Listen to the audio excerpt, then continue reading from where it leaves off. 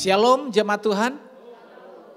Hari ini kita masuk ke tema yang kedua, menjadi jemaat yang menang dengan versi kemenangan jemaat Smyrna. Ini satu perbuatan Tuhan yang begitu besar terhadap salah satu jemaat pilihan yang Tuhan tidak pernah membuat mereka itu dapat tekanan. Karena hanya 2 dari jemaat 7 yang ada di dalam surat Wahyu ini yang tidak diminta Tuhan untuk bertobat. 5 dari jemaat yang ada ini Tuhan minta supaya mereka bertobat. Nah, kita melihat ada apa di jemaat Smyrna ini. Ini merupakan gambaran jemaat yang ada pada zaman akhir ini. Kenapa? Karena kalau kita membaca di dalam Wahyu pasal 2, perhatikan dengan baik, kita akan baca berbalas-balasan. Mulai dari ayat yang ke-8 sampai ayat yang ke-11. Wahyu pasal 2 ayat 8 sampai 11, saya akan mulai dengan ayat yang ke-8. Bapak Ibu Saudara sekalian, ayat yang berikutnya. Firman Tuhan demikian, dan tuliskanlah kepada malaikat jemaat di Smyrna. Inilah firman dari yang awal dan yang akhir yang telah mati dan hidup kembali. 9. Aku tahu kesusahanmu dan kemiskinanmu, namun engkau kaya, dan fitnah mereka yang menyebut dirinya orang Yahudi, tetapi yang sebenarnya tidak demikian, sebaliknya mereka adalah jamaah iblis. Jangan takut terhadap apa yang harus engkau derita. Sesungguhnya iblis akan melemparkan beberapa orang dari antaramu ke dalam penjara supaya kamu dicobai, dan kamu akan beroleh kesusahan selama 10 hari. Hendaklah engkau setia sampai mati, dan aku akan mengaruniakan kepadamu mahkota kehidupan. Siapa bertelinga, hendaklah ia mendengarkan apa yang dikatakan Roh kepada jemaat-jemaat. Barang siapa menang, ia tidak akan menderita apa-apa oleh kematian yang kedua.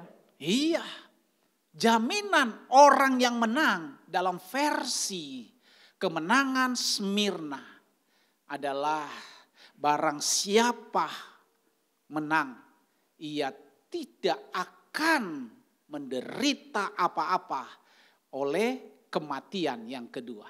Nanti kita akan tahu dan kita akan belajar. Tetapi saudara tahu kenapa janji Tuhan bagi mereka yang menang tidak akan menderita apa-apa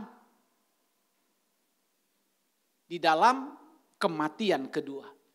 Karena latar belakang dari jemaat Smyrna ini, mereka tinggal di kota ini, jemaat Smyrna, jemaat Tuhan ini, mereka tinggal di kota ini, kota yang begitu indah, begitu makmur. Tetapi jemaat Smyrna, mereka adalah orang-orang yang miskin. Bukan karena mereka berstatus sosial rendah, bukan. Mereka miskin bukan karena status sosial. Kalau kita lihat ada orang kaya dan orang miskin, saudara lihat karena kan memang status sosialnya dia tidak punya kemampuan untuk menjadi kaya. Tetapi orang jemaat Smyrna bukan karena status sosialnya yang rendah.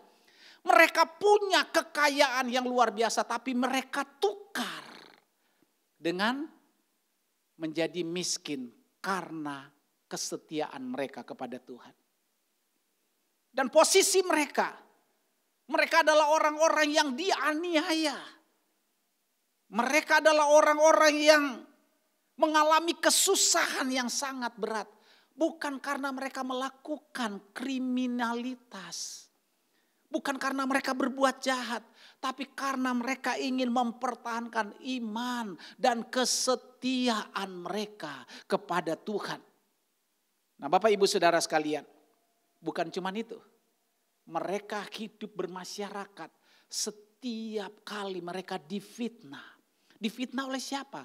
Oleh sesama mereka. Hanya mereka dari kelompok Yahudi yang tidak cinta Tuhan. Nah Bapak Ibu, latar belakang dari penderitaan yang dialami oleh jemaat Smyrna adalah, Alkitab tadi sudah bicara bahwa mereka itu miskin. Dan mereka dikucilkan dari kehidupan masyarakat umum di kota Smyrna. Kenapa? Karena mereka mempertahankan kepercayaan dan iman mereka hanya satu-satunya kepada Yesus Kristus. Dan ketika mereka diancam, itu mereka diminta supaya mereka menyembah kaisar Romawi. Karena memang di Smyrna ini adalah jajahan dari pemerintahan Romawi. Nah yang kedua, mereka menjadi korban fitnah. Oleh siapa? Oleh orang-orang Kristen yang ada di sana yang dalam kelompok orang Yahudi. Mereka selalu datang melihat bahwa orang-orang jemaat Smyrna, mereka selalu menyembah Tuhan. Mereka memfitnah bahwa mereka tidak mau menyembah kaisar. Akhirnya apa? Dianiaya. Bahkan mereka menderita, masuk penjara. Bukan karena berbuat jahat, tapi cuman karena tidak mau menyembah kaisar. Mereka tidak mau menukarkan iman mereka dengan keberadaan di waktu itu bahwa kaisar yang tertinggi, mereka harus menyembah kaisar karena kaisarlah yang membuat mereka sejahtera. Dan ini mereka masuk di dalam penjara. Orang Roma, dalam pemerintahan Roma itu sangat mengerikan. Dan mereka kalau sudah masuk penjara tinggal tunggu apa? Mati. Makanya tadi waktu kita membaca, Tuhan berkata apa tadi? Bahwa setialah sampai mati. Nanti kita belajar baik-baik. Wahyu pasal 2 ayat 11 ini Tuhan berkata apa? Barang siapa menang, ia tidak akan menderita apa-apa oleh kematian yang kedua. Jadi menang dari hal apa? Menang dari hal mempertahankan kesetiaan dan iman kita kepada Yesus. Walaupun harta benda kita diambil, walaupun kita jatuh miskin, walaupun kita mengalami penderitaan, walaupun kita mengalami aniaya. Oleh karena iman kita kepada Yesus, maka Tuhan jamin mereka yang menang dalam soal yang saya katakan tadi, mereka tidak akan menderita apa-apa dalam kematian yang kedua. Nah Bapak Ibu, apa arti menang? Menang di sini artinya mereka yang menang tidak akan menderita. Tidak akan mengalami penderitaan di dalam kematian yang kedua. Apa itu kematian kedua? Kematian kedua itu merupakan perpisahan. Merupakan perceraian yang total antara kita dengan Allah. Totalnya apa? Tubuh, jiwa, roh pisah dengan Allah. Nah ini yang sangat mengerikan. Kita hidup di dunia ini cuma berapa tahun? Paling tinggi 70 tahun. Kalau kuat kata firman Tuhan 80 tahun. Lebih dari itu kita akan sakit-sakitan, menderita, dan kebanggaan kita adalah kesusahan. Bapak Ibu, bagaimana perjuangan kita agar mencapai target kemenangan seperti dalam jemaat Smyrna? Kalau mereka menang, Alkitab katakan mereka tidak akan menderita apa-apa di dalam kematian yang kedua. Karena kematian yang kedua itu mengerikan. Perpisahan dengan pencipta kita akan dianiaya seumur hidup dari kekal sampai kekal dalam api neraka. Yang pertama, kalau kita mau menang, kita harus tahu bahwa Tuhan itu adalah jaminan hidup kita. Dia adalah pemilik hidup kekal. Wahyu pasal 2 ayat 8. Dibacakan dan tuliskanlah kepada malaikat jemaat di Smyrna Inilah firman dari yang awal dan yang akhir, yang telah mati dan hidup kembali. Iya, ayat 8 ini memberikan identitas Yesus. Ia adalah firman. Dan dia adalah yang awal dan yang akhir. Dan ini menunjukkan bahwa Tuhan, dia memberikan jaminan hidup kekal kepada setiap orang yang khususnya setia beriman kepada dirinya sampai mati. Nah Bapak Ibu, apa artinya yang awal dan yang akhir? Yang awal dan yang akhir itu artinya mau menunjukkan identitas Yesus. Bahwa dia pribadi yang kekal. Dia tidak dapat dibatasi oleh ruang dan waktu. Berarti Yesus adalah pribadi yang berkuasa. Inilah yang membuat kenapa orang-orang jemaat di Smyrna mempercayai hidup mereka. Walaupun susah, walaupun miskin, walaupun dianiaya. Tapi mereka tahu Yesus yang mereka percaya memberikan jaminan. Akulah yang awal dan yang akhir. Akulah yang berkuasa. Mereka mempercayakan hidup mereka kepada yang pemilik kuasa. Dalam ayat yang ini tadi kita baca ayat yang ke-9. Dia berkata ini identitasku. Selain yang awal dan yang akhir. Aku yang sudah mati tetapi bangkit. Artinya dialah sumber kehidupan. Maut, kematian tidak berkuasa terhadap diri Yesus yang ilahi ini. Makanya kenapa orang-orang Smyrna mereka getol banget ikut dia walaupun susah. Jadi Bapak Ibu Saudara sekalian, bagi mereka yang percaya dan mengikut Tuhan dengan sungguh-sungguh, walaupun kita mengalami penderitaan, mungkin kita mengalami kematian sekalipun, Tuhan jamin untuk membangkitkan, untuk memberikan kekekalan kepada setiap orang yang setia. Kesetiaan ini diukur bukan dari banyaknya kita berdoa, banyaknya kita beribadah. Tetapi kesetiaan kita diukur dari apakah hati kita terus melekat kepada dia walaupun dalam penderitaan. Karena ini testing terakhir daripada orang-orang yang mau masuk hidup kekal.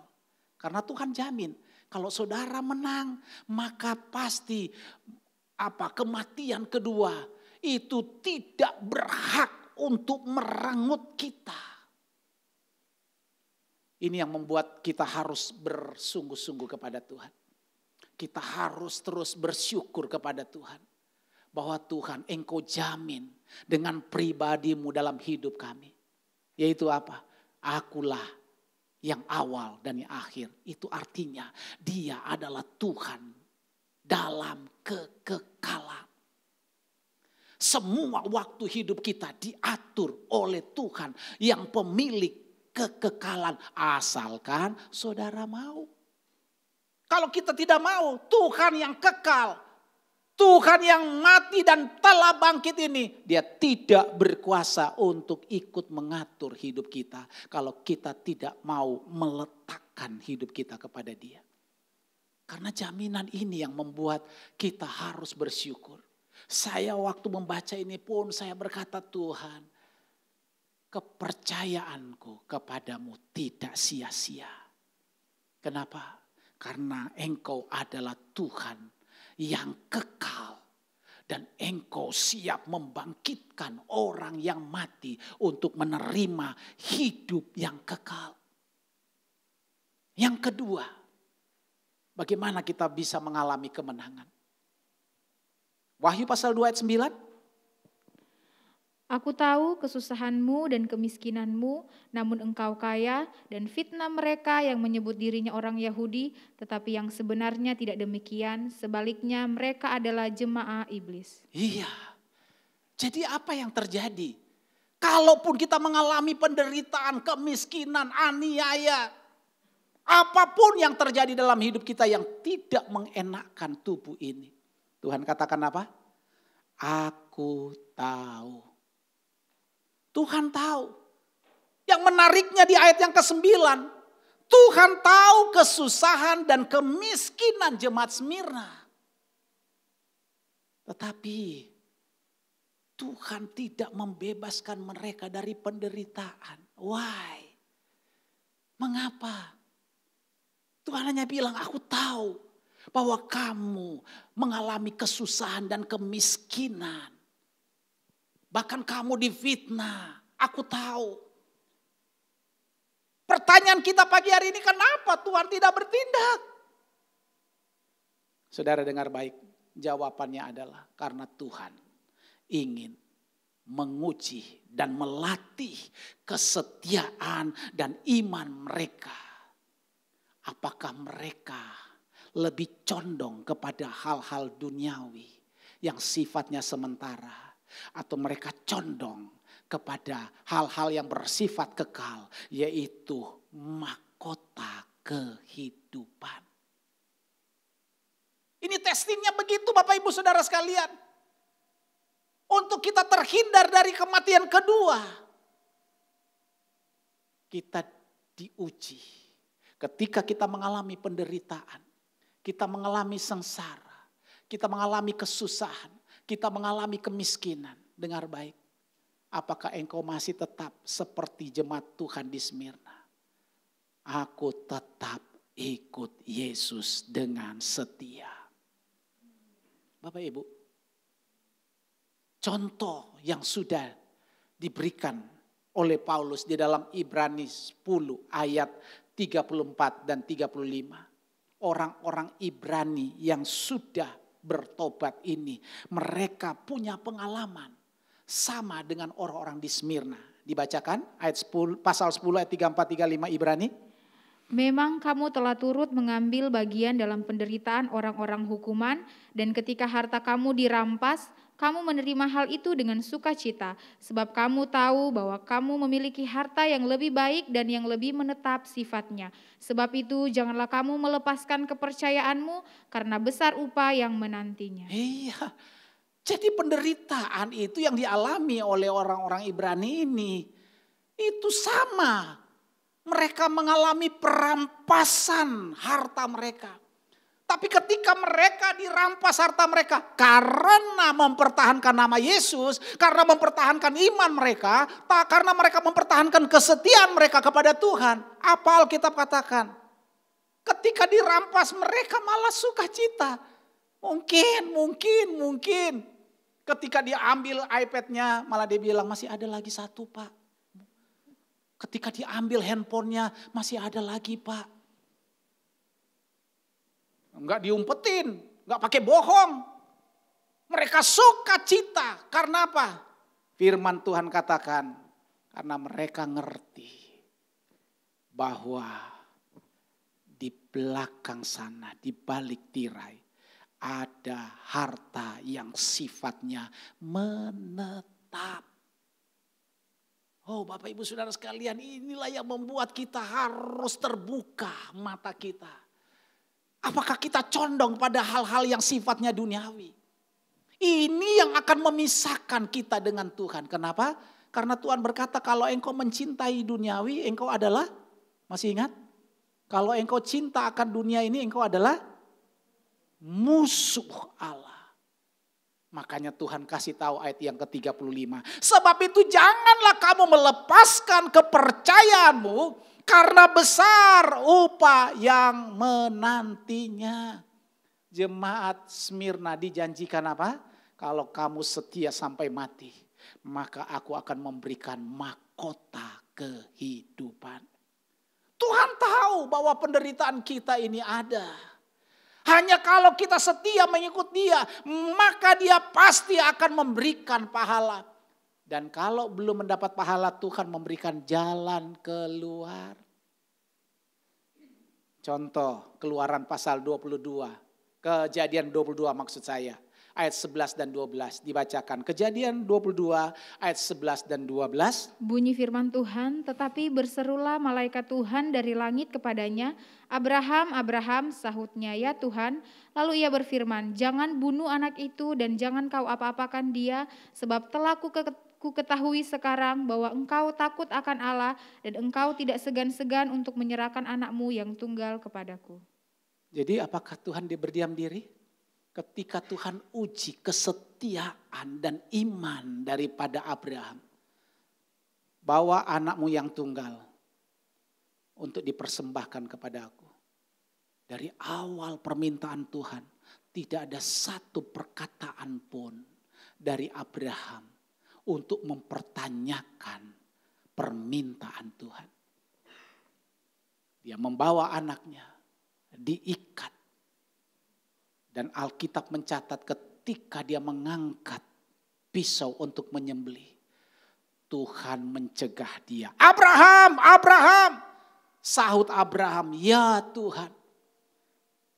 Jangan bunuh anak itu karena sekarang, now, telah ku ketahui. Jadi Tuhan tidak pernah berdusta. Sekali dia berjanji untuk menetapkan kita menjadi anak-anak Tuhan yang dilindungi, disertai, dia akan tetap melakukan. Saudara melihat, telah ku ketahui sekarang bahwa engkau takut akan Allah. Takut akan Allah itu karena apa? Mempertahankan iman dan kesetiaannya kepada Tuhan. Apakah kita hal-hal yang kecil masih setia kepada Tuhan? Halo Bapak Ibu Saudara sekalian. Penderitaan yang kecil, apakah kita masih setia kepada Tuhan? Amin. Amin. Saya tahu dari antara Bapak Ibu Saudara sekalian ada yang mengalami penderitaan-penderitaan. Tapi dengar baik. Yang ketiga ini nanti akan menjawab bahwa setiap penderitaan kita itu pasti kalau kita setia dan tidak mundur dari Tuhan, maka kita akan terima kemenangan. Wahyu pasal 2 ayat 10. Wahyu 2 ayat 10, jangan takut terhadap apa yang harus engkau derita, sesungguhnya iblis akan melemparkan beberapa orang dari antaramu ke dalam penjara, supaya kamu dicobai dan kamu akan beroleh kesusahan selama 10 hari. Hendaklah engkau setia sampai mati dan aku akan mengaruniakan kepadamu mahkota kehidupan. Amin. Kenapa Tuhan katakan jangan takut? Karena ketakutan ini akan menjadi sumber kekalahan. Dengar baik, saya katakan lagi. Kenapa Tuhan berkata jangan takut? Karena ketakutan adalah menjadi sumber kekalahan bagi mereka yang penakut. Jadi harus apa? Harus setia. Karena kalau tidak setia, Tuhan tidak akan ikut pelihara. Makanya Tuhan katakan jangan takut. Ayat 10 tadi dikatakan bahwa sesungguhnya memang iblis akan melemparkan beberapa orang dari antaramu ke dalam penjara. Jadi tidak semua. Tapi kalau kita mengalami hal ini, Tuhan katakan jangan takut. Yang menarik bagi saya adalah ketika Tuhan berkata dari antaramu akan dimasukkan dalam penjara, dianiaya di sana, tapi kamu akan beroleh, kamu akan hanya 10 hari. Kamu akan mengalami aniaya, kesusahan hanya 10 hari. Nah ini yang saya tertarik. Saya katakan Tuhan kenapa 10 hari? Karena memang orang yang setia kepada Tuhan itu tidak lepas dari penderitaan. Itu pasti. Kalau kita serius dengan Tuhan, bukan berarti tidak menderita. Dalam surat Filipi pasal 1, kalau saudara baca di sana ayat 27, ayat 29 atau 29 saya lupa. Tapi yang jelas firman Tuhan berkata bahwa kamu dipanggil bukan hanya untuk percaya, tetapi untuk menderita. Jadi kekristenan yang serius kepada Tuhan satu paket dengan penderitaan. Penderitaan di sini bukan karena kita berbuat salah. Tapi penderitaan di sini karena Yesus. Saya siap miskin. Saya siap susah. Saya siap dianiaya. Nah, penting kita belajar 10 hari ini. Ini bagi saya adalah kenapa Tuhan? Penderitaan ini kenapa tidak 5 hari? Masuk dalam penjara kenapa tidak 11 hari?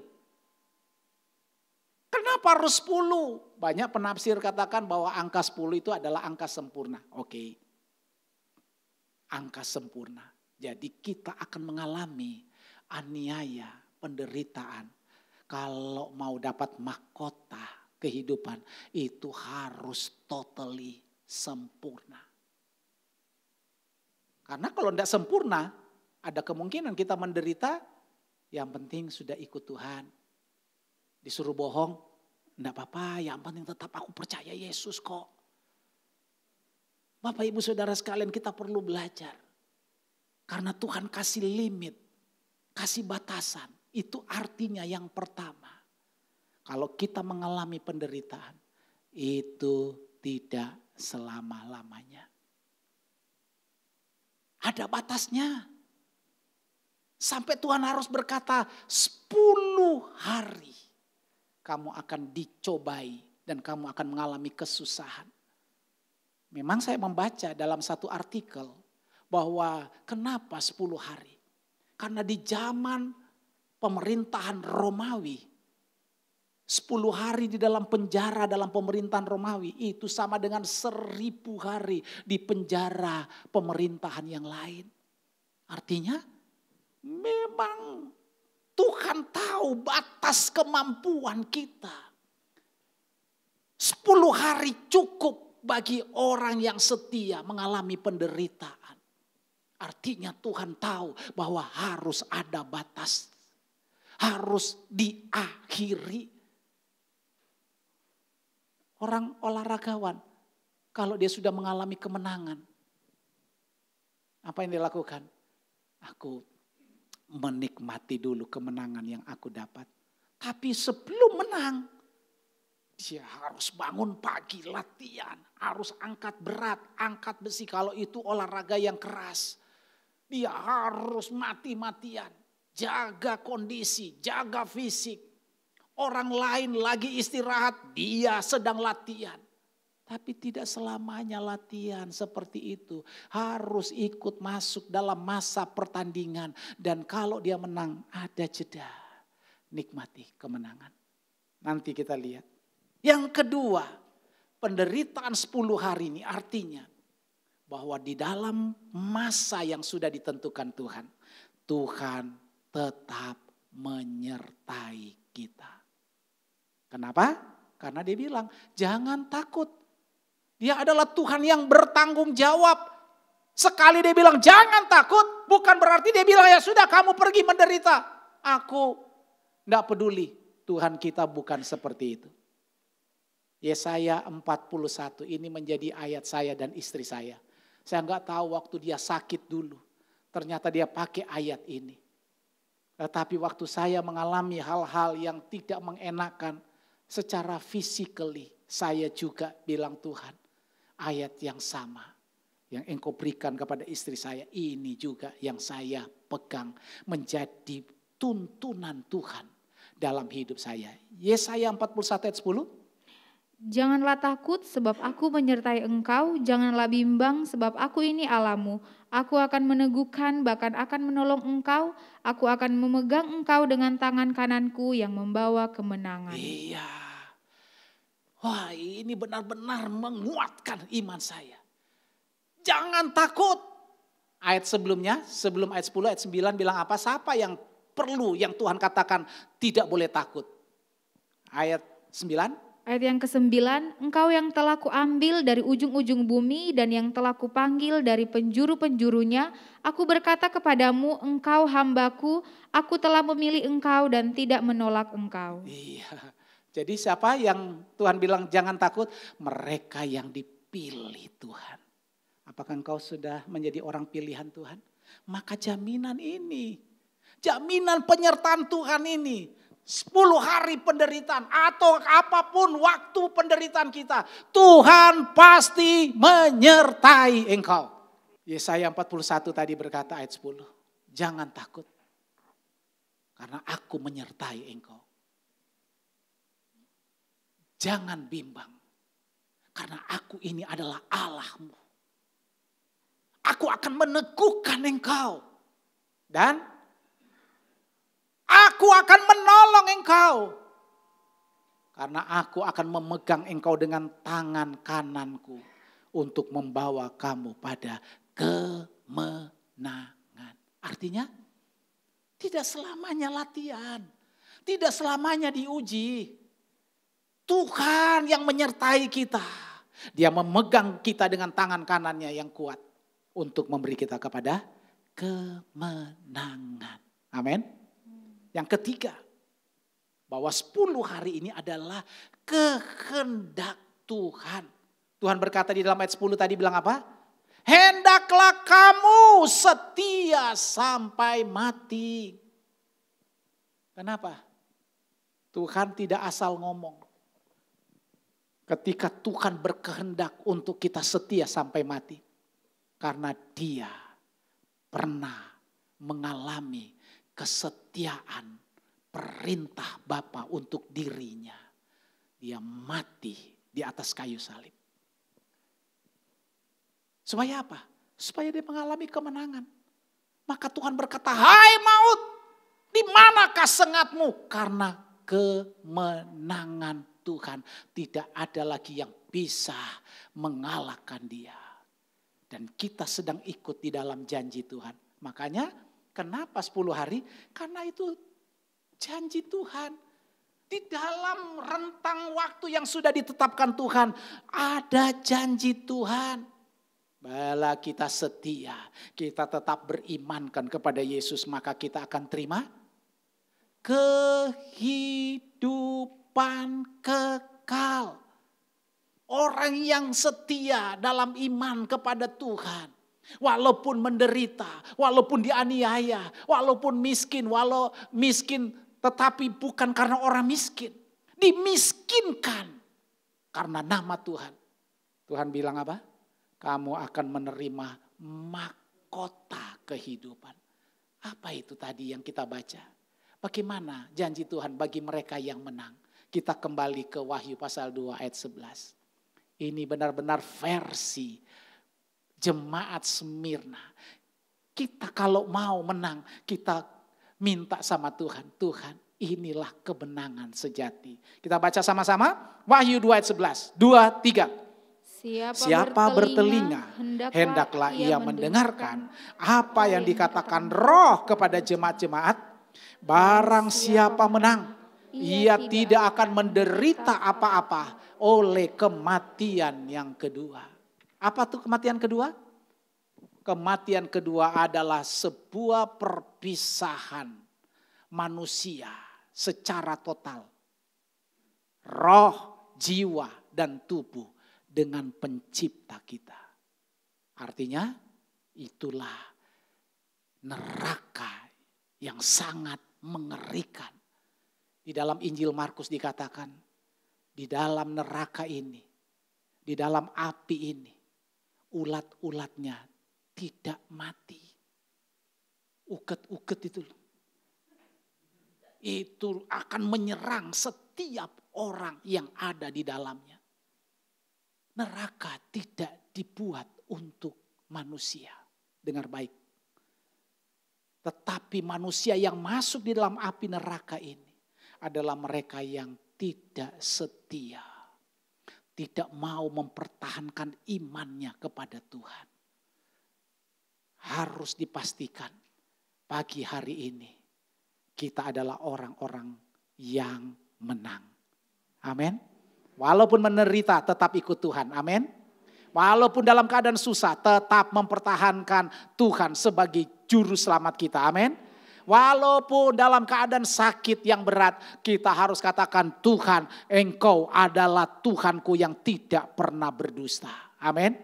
Iman dan kesetiaan ini menjadi bagian dari orang-orang yang akan luput dari ancaman kematian kedua. Haleluya. Amin.